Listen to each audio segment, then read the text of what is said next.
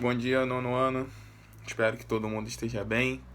É, Nós vamos dar continuidade à nossa matéria. A gente falou sobre conflito no Oriente Médio. E a aula de hoje é sobre a Índia. Nós vamos dividir em duas aulas, tá bom? O estudo da Índia é um estudo grande, é um estudo denso.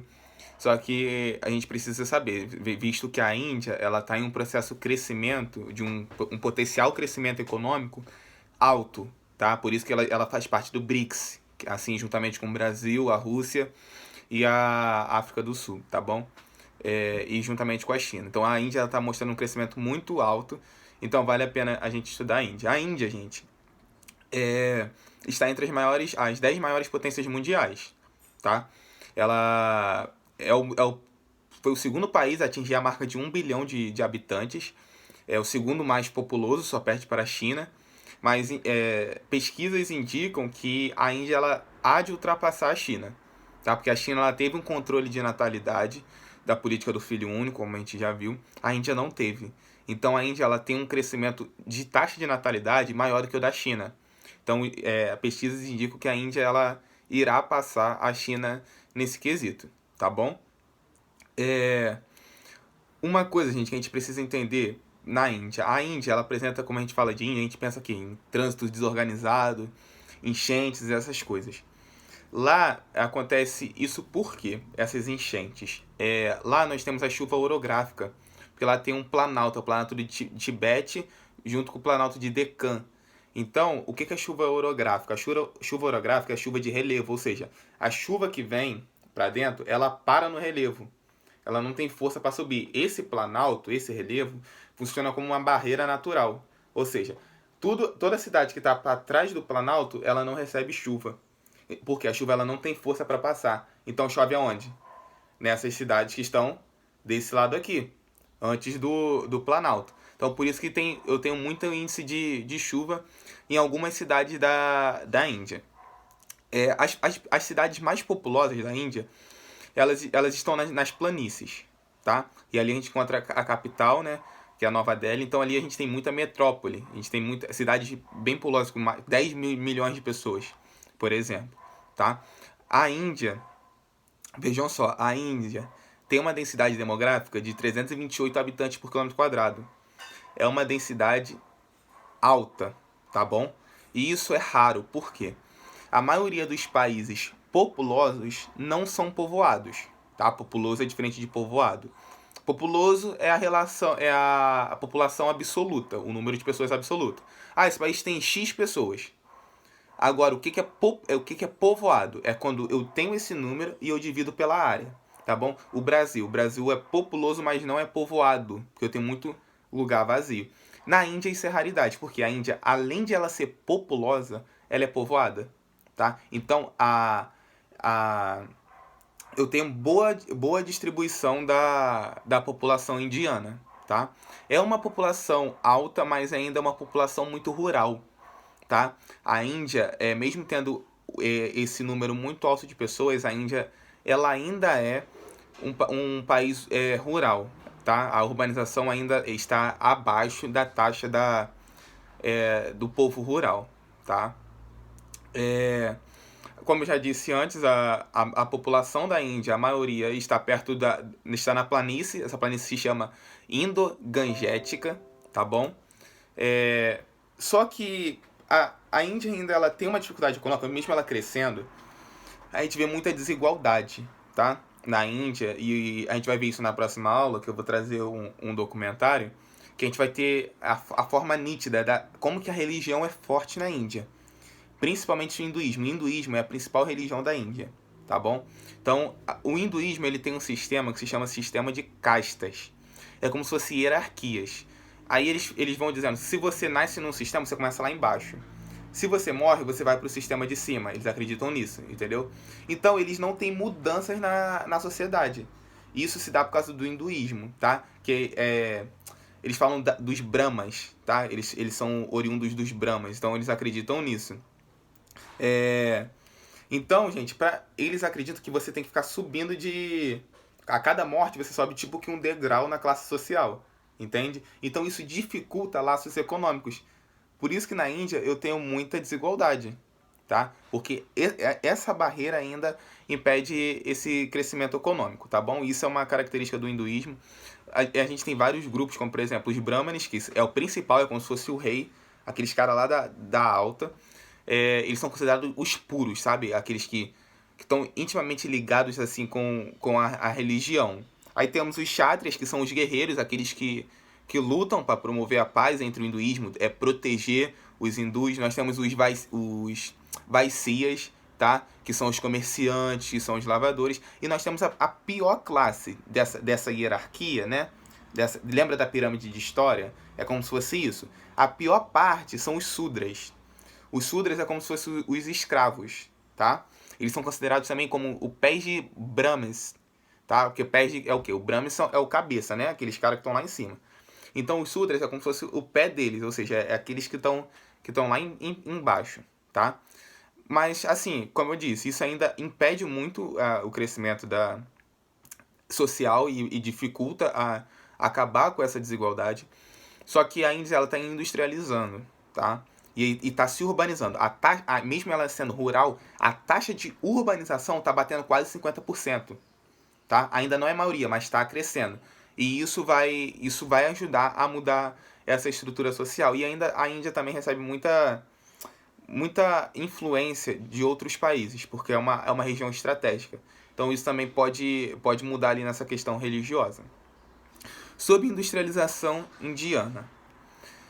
A Índia, ela se tornou independente em 1947, tá? Antes de 1947, a Índia e aquela região ali pertencia ao Reino Unido, tá? Então, desde 1947, a Índia ela tá crescendo, principalmente ela recebeu muito na Guerra Fria investimentos da União Soviética, principalmente no setor de base, que é o setor de recursos materiais. A Índia tem uma parte densa e grande de recursos materiais. E também recebeu muita influência armamentista. Lembrando que uma das características da Guerra Fria é a corrida armamentista. Então, os principais investimentos ali em 1970, mais ou menos, foi não indústria de base, mas recursos de materiais, tá? Setor de base, setor primário e setor de armas. Foi o principal investimento da União Soviética. Já em 1990, a Índia ela muda esse esquema. O que acontece? A Índia começa a investir já em quê? Setor automobilístico, já começa a ter uma tecnologia mais avançada, então ela muda o quê? A sua orientação de investimentos tecnológicos, tá? Então, a Índia ela tem polos tecnológicos altos, tá? E isso também faz ela estar ali tendo um crescimento de quase 7%. Isso é muita coisa, tá? Para a Índia, 7%. Por isso que ela se torna um país emergente, que é um país que está crescendo. Então, gravem isso. A Índia é um país emergente, tá? Vejam só, e isso vai estar no simulado de vocês, prestem bem atenção. Sobre a mão de obra na Índia. A Índia, há 20 anos atrás mais ou menos, ela tinha baixo nível de instrução, tá? A mão de obra não era qualificada. Então o que acontecia? Os indianos saíam da Índia, ou iam para os Estados Unidos, ou iam para a China, para o Japão, tá? Para a Europa. Para quê? A fuga de cérebros. O meu país que eu estou não me dá estrutura para eu estudar. Então vou fazer o quê? Vou para fora. Tá? O que está acontecendo? Os jovens estão voltando para a Índia. A Índia tem uma mão de obra não qualificada, tá? Mas ela também tem uma mão de obra qualificada. Então ela o quê? Ela conseguiu o quê? Equilibrar os setores. O setor que precisa de... A Índia tem mais de 1 bilhão de pessoas. Gente, tem pessoa para trabalhar em todos os setores da economia. Isso faz o quê? A Índia crescer, porque não tem falta. Porque o que faltava era mão de obra qualificada. Os jovens estão voltando. Então eles estão pegando o quê? As vagas. Então o que está acontecendo? A Índia está tendo um crescimento que ela conseguiu o quê? Preencher as vagas de setores. Então eu tenho o setor tecnológico que está lá em cima, tem o setor lá de baixo que não precisa muita qualificação, tem gente para trabalhar. Tá? Então isso vai estar no simulado de vocês, prestem bem atenção nisso. Vejam só. A gente tem que falar sobre o rio Ganges. O rio Ganges é o principal rio da Índia, tá? Tem 2,5 milhões de quilômetros. Para os hinduístas, né, que é praticamente 70% da população indiana, 80%, se eu não me engano, é hinduísta, é um rio sagrado, tá? Só que o que está acontecendo com esse rio? Assim, juntamente com a Índia, tá se tornando poluído, tá? Por causa dos resíduos, por causa da industrialização, então o rio ele está sendo afetado. Então, falou de principal rio da Índia, falou Rio Índia, é o rio Ganges, tá? Rio Ganges é o rio onde tem as rotas comerciais, é o rio que é o mais sagrado. Então, pensou em Rio Ganges, como que tá o Rio Ganges? Poluído e tá ao acaso. Então, eles estão tentando fazer um retorno aí para retomar essa ideia do valor sagrado desse rio também, tá? E além de ele ser muito importante para a Índia. E para a gente finalizar a nossa aula, conflitos na Caxemira. Como eu já falei para vocês, a Caxemira é uma região estratégica porque ela tem recursos minerais, tá? E também ela tem, como eu falei para vocês, o Oriente Médio, aquela região ali da Ásia, tem falta de recursos de água. E a Caxemira ela tem água, tá? O que acontece? Antes disso, só era uma colônia controlada pelo Reino Unido. E ponto. Quando tem a independência da Índia, eu tenho a maioria o quê? Hinduísta. Mas eu tenho a origem do Paquistão. O Paquistão, a maioria é muçulmana. É o país com mais muçulmanos no mundo. É o Paquistão. Vocês já viram o que ia dar, né? A Índia pegou a maior parte do território, que era da colônia do Reino Unido. O Paquistão ficou com uma parte. Só que tem a Caxemira. A Caxemira, a maioria dos moradores da Caxemira são muçulmanos. Só que a Índia, ela não quer perder essa área estratégica. Por isso que eu tenho esses conflitos, tá bom? Então, a Índia ela consegue a independência com Mahatma Gandhi. Não sei se vocês já ouviram falar dele, que é aquele que fez a Revolução Pacífica, conseguiu sua independência, mas ainda esbarra nessa questão da Caxemira. Em 2019, recente, teve um ataque terrorismo na Caxemira. A Índia culpou o Paquistão. E o que aconteceu? A Índia mandou 200 mil soldados para a fronteira. Então, a região da Caxemira hoje é totalmente povoada por militares, sejam indianos, sejam paquistaneses. Tá? Então, eles têm esses embates entre a Caxemira. A Caxemira é um território independente, não tem dono.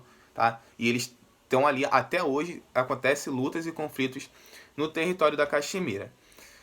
Outra coisa, nós temos no mundo, em 1968, o Tratado de Não Proliferação das Armas Nucleares. Ou seja, nenhum país pode ter arma nuclear.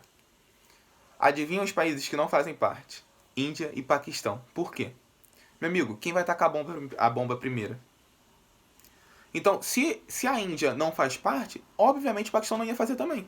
Por quê? Você tem arma nuclear, você pode me ameaçar e eu não vou conseguir corresponder à altura. Então, os dois não fazem parte desse acordo, tá? Então, os dois têm armas nucleares. Então, se der alguma confusão lá e soltarem armas nucleares, vai dar ruim.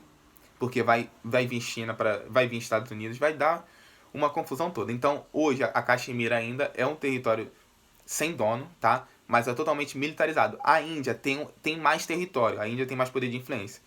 Mas os paquistaneses não dão brecha. Então, eles sempre têm esses conflitos, tá bom? Eu passei aí os exercícios para vocês sobre Índia e na semana que vem nós vamos dar mais uma reforçada nesse conteúdo, tá bom? Grande abraço e fiquem com Deus.